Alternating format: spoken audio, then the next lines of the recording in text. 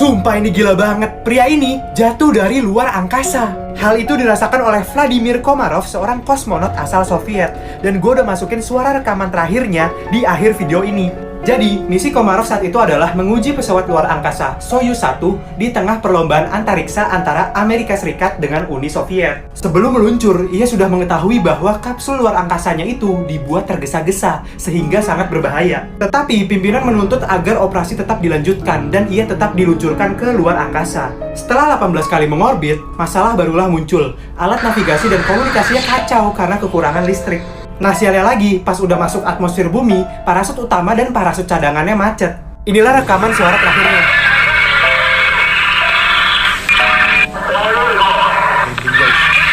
Lalu, kapsulnya menabrak dengan kecepatan penuh ke daratan bumi. Jelas langsung hancur lebur seperti ini menjadi abu. Jasadnya ngeri banget guys, nggak bisa gue masukin ke sini.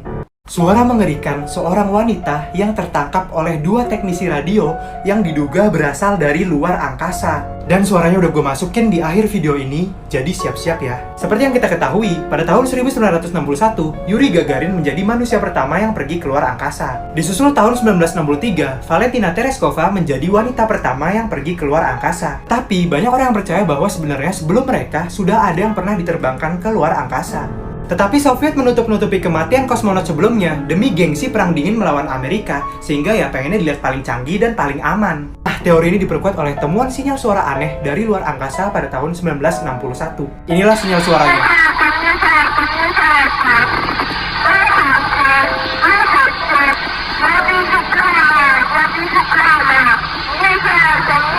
Itulah kata terakhirnya sebelum kapsul luar angkasanya terbakar.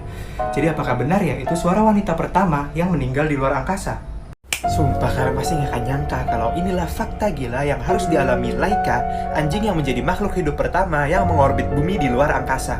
Yang pertama, anjing ini dilatih di kandang yang sempit selama 20 hari berturut-turut. Awalnya, Laika diambil dari jalanan untuk proyek ambisius Soviet dalam rencana ke luar angkasa. Anjing ini dijadikan uji coba dan sebelum berangkat, dia dikunci di dalam kandang yang gak lebih besar daripada mesin cuci. Yang kedua, mereka udah tahu bahwa Laika akan mati. Kapsul luar angkasanya aja dibuat tergesa-gesa dan selesai kurang dari sebulan. Dan parahnya lagi, mereka masih kekurangan teknologi untuk mengeluarkan kapsulnya dari orbit. Yang ketiga, saat di luar angkasa, Laika ketakutan setengah mati. Kapsulnya kecil banget, dia cuma bisa berdiri dan duduk aja. Dan dia sangat panik, detak jantung dan nafasnya 3 kali lebih cepat daripada normal.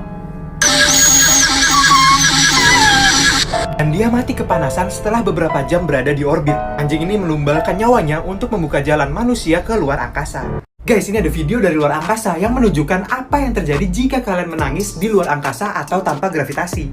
Hal ini diperagakan oleh Chris Hadfield, seorang mantan komandan ISS yang sedang berada di stasiun luar angkasa. Nah, pasti dia kan nggak bisa tuh kalau dipaksa nangis. Makanya dia pakai air minum yang nantinya disiram ke matanya. Ya seakan-akan jadi kayak nangis lah ya. Kira-kira air matanya jatuh kemana ya? Kan gravitasi rendah.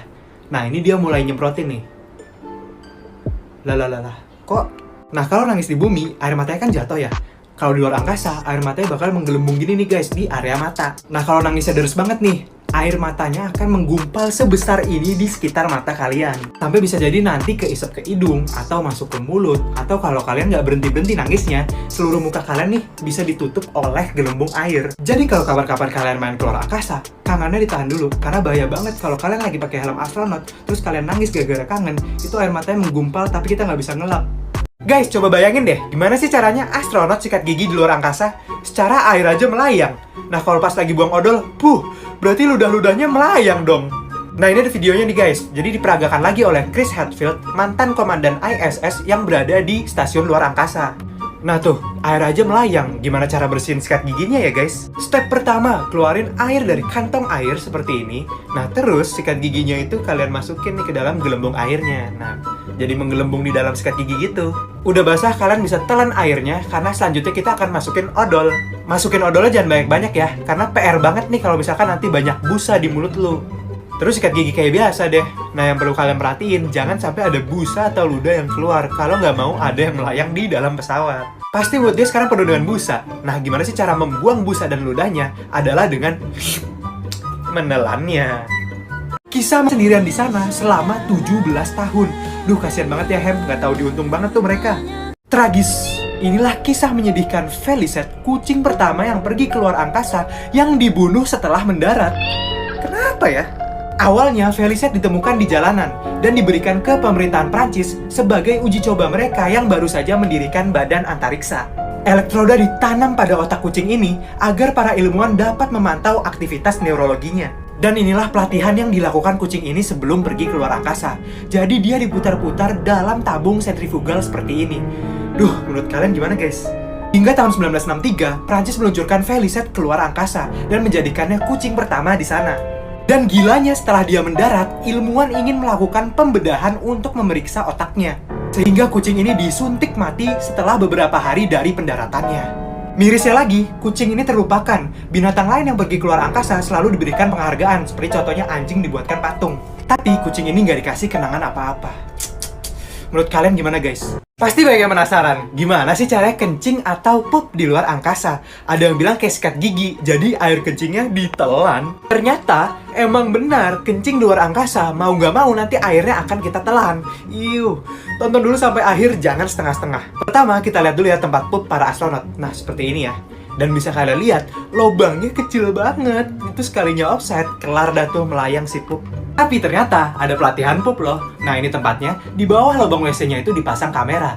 Dan di depannya ada monitor sehingga kita bisa ngepasin nih posisi pantat mana yang tepat sasaran ke lubang. Agar terbiasa dan nanti EO-nya nggak beleber kemana-mana deh. Untuk kencingnya pakai selang ini ya, caranya tinggal targetin aja ke selangnya kayak gini nih. Kalau ada sisa kencing atau pup yang melayang, tenang karena disediakan tisu disinfektan untuk menangkapnya. Di balik toiletnya, menyedot air kencing dari selang ke sistem pendauran ulang air yang dapat mengubah urin menjadi air minum yang aman ditelan oleh para astronot. Bahkan katanya lebih bersih daripada air yang biasanya kita minum.